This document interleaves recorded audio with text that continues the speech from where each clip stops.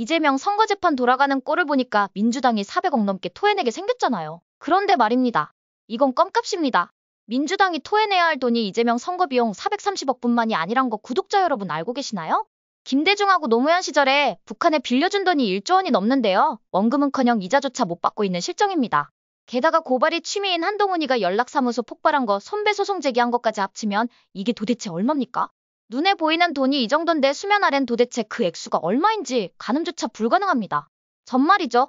문재인하고 이재명이가 저리른 비리 혐의를 보면서 이상한 점이 한두 가지가 아닌데요. 문재인만 하더라도 이자가 정권을 강탈했던 지난 5년 동안 태양광인이 뭐니 하면서 천문학적인 비자금이 비정상적으로 움직였을 텐데 또 이재명은 어떻습니까? 대장동이나 뭐다 해서 이자 역시 그 규모가 천문학적입니다. 이런데도 불구하고 이재명이는 샴푸까지 법인카드로 긁었거든요. 문재인이는 또 어떻고요? 오야붕이 선물한 풍산개 관리안에서 병원비 수억 개 줬잖아요. 그뿐입니까? 그렇게 개판으로 관리해놓고선 한다는 말이 비료값 안 줄 거면 데려가랍니다. 아무튼 이자들 주변에서 일어나는 일들은 정상적인 사람의 눈으로 볼 때 이상한 점들이 한두 가지가 아닙니다. 인간이란 동물은 말이죠. 쉽게 큰 돈을 거머쥐게 되면 돈 귀한 줄 모르거든요. 그리고 반대로 자린고비에서 돈을 모은 사람들은 인성이 그지 같은 인간들을 제외하고 자기 돈 아까운 줄 아는 만큼 남의 돈도 귀한 줄 알거든요. 그런데 지금까지 드러난 이자들의 행동을 보면 앞서 말했던 두 가지 경우 어디에도 해당되질 않아요. 이 말이 무슨 뜻인지 감이 오시나요? 그래서 이런 합리적인 의심이 듭니다. 우선 재판 중인 이재명 혐의를 보면 말이죠. 드러난 것만 그 규모가 상당하거든요. 물론 정치 자금으로 일정 부분 쓴다고 하더라도 비정상적인 금융거래에 대한 감시 감독이 철저해서 함부로 뭉칫돈이 움직이는 건 사실상 어렵지 않습니까? 그런데 반면에 북한의 경제 규모를 한번 보세요. 우리나라 기업 하나 정도도 못 되거든요. 그런데 하는 짓을 보면 핵을 개발하는 것도 모질라 겉으로 보기엔 그럴듯한 신형무기들을 만들어대고 있잖아요. 게다가 대륙간탄도미사일 이거 개발한 나라가 얼마나 됩니까? 심지어 인공위성인지 뭔지 모르지만 이런 것도 우주에 쏴대고 있거든요. 이뿐입니까? 김일성이부터 3대가 여자라면 환장을 하다 보니까 성적 쾌락을 위해선 기품주한테 야시시한 명품 빤쭈 사줘야 하잖아요. 수입이 제한된 최고급 최신형 외제 승용차는 도대체 몇 대입니까? 게다가 북한 주민들은 이번 수해로 수천 명이 목숨을 잃었는데 인공위성의 요트가 보인대잖아요.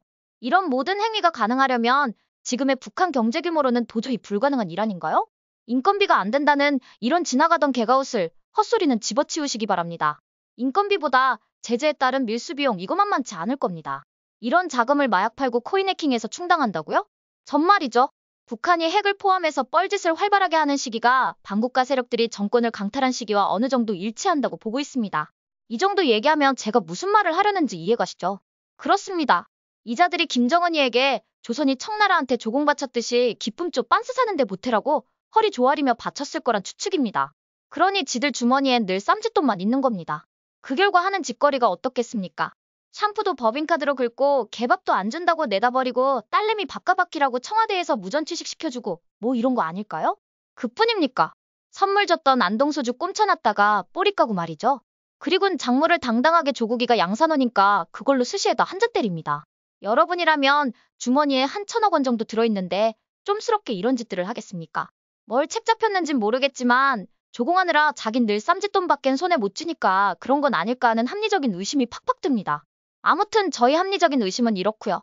이걸 똑부러지게 밝혀야 할 검찰이 이번에도 심우정인가 하는 사람이 차기 총장 되면서 걱정되는 게 한두 가지가 아닙니다. 왜냐면 청문회 이전 심우정이랑 검사의 행적에서 지만원 박사님 담당 검사였단 점과 여러 번의 가석방 요구가 개무시됐을 때 법무부 차관이었단 점들이 정말 깨름직했거든요. 그런데 웬걸요 청문회 때 이원석 시즌2가 될 걸 암시해버렸습니다. 어떤 거냐고요? 이승만 대통령을 초대 대통령이라고 하질 않나 1948년 8월 15일이 정부 수립일이라고 합니다. 이거 반국가 세력들이 줄기차게 주장하는 상해 임시정부를 건국으로 보는 시각과 동일한 거거든요. 아무튼 반국가 세력들 얘기만 하면 스토리가 너무 많다 보니까 참 골치가 아픈데요. 마무리하겠습니다. 우선 민주당에 무조건 받아내야 할 돈은 말이죠.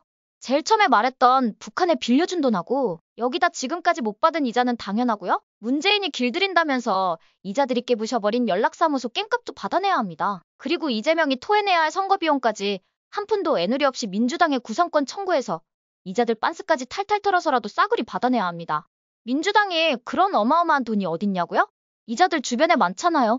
함께 연대보증 서야 할 족속들 말입니다. 그런데 윤석열 정부에선 심우정 총장 안색을 보면 불가능할 것 같고요. 차기 강력한 대권 후보인 김문수 장관님께 기대를 걸어야 할 듯합니다. 그러니 시청자분께서도 자유민주주의를 위해서뿐만 아니라 반국가 세력들이 뻘짓해서 날린 돈 국고환수를 위해서라도 김문수 장관님이 차기 대권 이룰 수 있게 함께 힘을 모아주시길 간절히 바랍니다. 행여 민변 출신 정체성이 아리까리한 오세훈 같은 자가 기웃거리지 못하게 말입니다. 사이비 한동훈은 말하면 입만 아픕니다.